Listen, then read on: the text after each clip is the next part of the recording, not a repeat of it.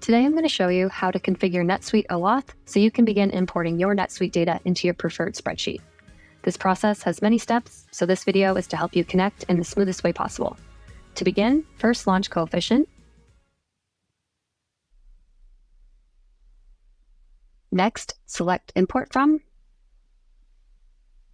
Add a connection. Search for NetSuite. Select Connect, and then select Configure. Here you'll be redirected to our NetSuite OAuth configuration page. This is a one-time configuration. Other users of the same domain do not have to do this every time. From here, you'll need to log into your NetSuite account to find your account ID in the URL.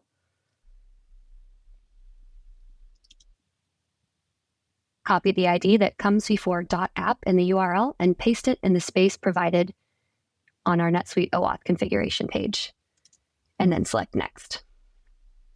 Now you'll want to download the zip file with the script and unzip this file. Once you've unzipped the file, select this checkbox and hit Next. Now refer to our detailed instructions to configure in NetSuite by opening these configuration steps. Follow the steps in this guide to configure settings in NetSuite, or just continue watching and follow along as I show you the necessary steps.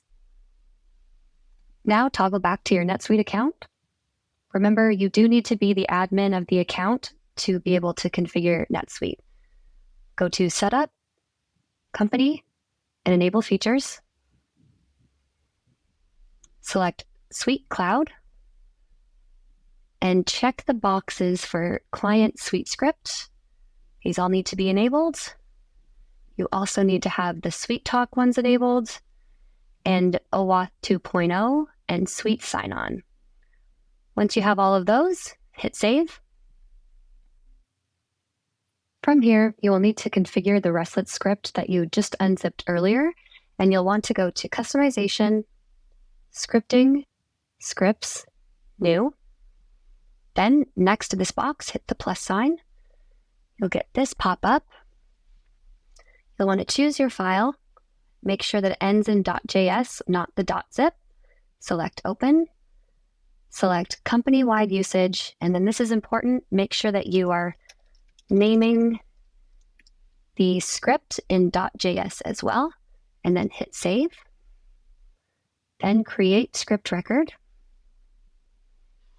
Name this as well. Once you have a name, hit Save and Deploy after this little toggle. Then, once you get to this screen, change the status to Released and the log level to Debug. Select all roles and all employees. Once you've done that, you're ready to hit Save. Then you'll need to copy your external URL here and toggle back to the NetSuite OAuth configuration page. Select that you have configured your settings in NetSuite, select Next, and then paste the external URL that you just copied and hit Save. Now that that was saved successfully, you can close that and go back to your spreadsheet, hit Refresh, and then your account ID will appear here. You'll select Authorize, review permissions, and hit Continue.